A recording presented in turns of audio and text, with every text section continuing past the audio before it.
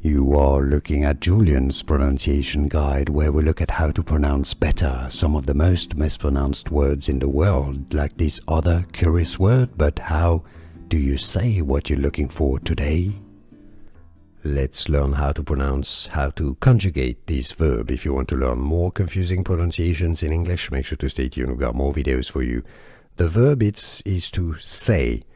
Say. So you have two different sounds. A. Say. I say, you say. Alright? Now the third person, it becomes not says, alright, but says.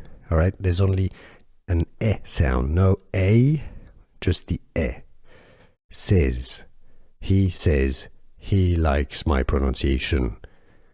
So I say, you say, we say, they say.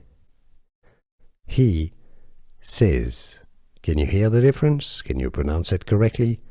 Yes, let me know in the comments, but at least now you know. Here are more videos on how to pronounce more confusing words and names too many mispronounced. Like this video if you found it useful. I appreciate your support. I'll see you soon and thanks for watching.